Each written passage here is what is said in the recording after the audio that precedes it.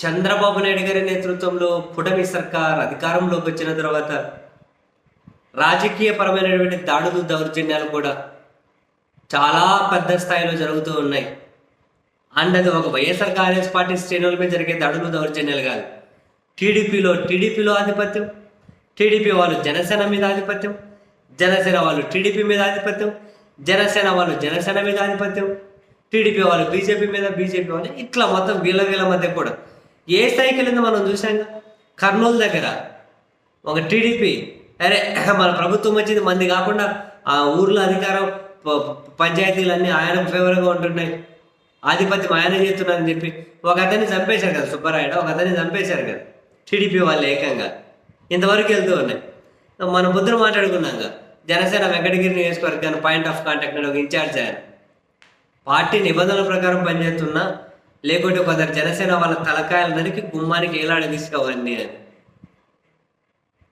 ఇంకా ఏడ చూసినా ఇదే కథే ఉంది. చివరికి వీళ్ళ మధ్య ఆధిపత్యం కొట్లాటలు దాడులు చేసుకోవడం చంద్రబాబు నాయుడు గారి సొంత నియోజకవర్గం కుప్పంకు కూడా పోయిందట. పత్రికల్లో ప్రధానంగా రాసిన కథనాల ప్రకారం అంత ఈ మత్తు గంజాయి బ్యాచ్ వీళ్ళు ఎక్కడ మరి అక్కడ ప్రజలు చర్చించుకుంటున్నారని చెప్పి పత్రికలు రాశారు. ఆ మత్తులోనే కత్తులతో దాడులు చేసుకున్నారని. అవును, టీడీపీ శ్రేణులేనట. మాజీ జెడ్పీటీసీ ఎవరో రాజ్ కుమార్ అని ఉంటారట, వాళ్ళ తమ్ముడు వినయ్, ఆయన పరిస్థితి అత్యంత విషమంగా ఉందట. అందరూ ఈ టీడీపీ వాళ్ళు దాడులు చేసుకున్నారట. ఆ వినయ్ పరిస్థితి దారుణంగా ఉందట, చాలా విషమంగా ఉందట. ఎవరో న్యాయవాదుల పిల్లలు, మిగతా టీడీపీ నాయకుల పిల్లలు, ఈయన వీళ్ళందరూ ఆడో మరి మత్తులో ఉన్నారట. ఒకరి మీద ఒకరు కత్తులు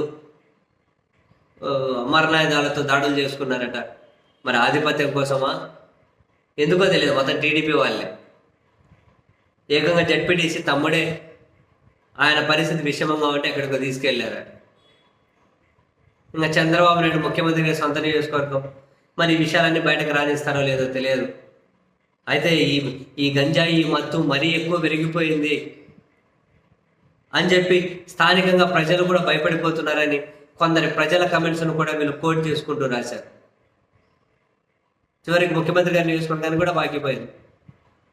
ఈ మత్తులో వాళ్ళ పార్టీ వాళ్ళే దాడులు చేసుకోవడం, ఆధిపత్యం కోసం చంపుకునే వరకు పరిస్థితి రావడం.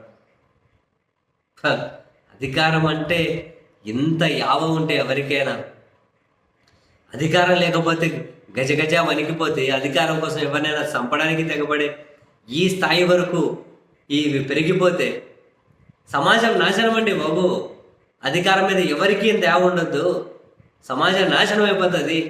అల్టిమేట్గా వచ్చేది నియంతృత్వమే. అప్పుడు ఇంక ఒకరు నాకాలి సంకల్ భవిష్యత్తు తరాలను ఇటువంటి ఏమంటారు అధికారంలో నియంతృత్వాన్ని కనుక అడ్డుకోకపోతే, వాటిని వ్యతిరేకించలేకపోతే భవిష్యత్తు తరాలను మనమే నాశనం చేసినట్లు అవుతాం.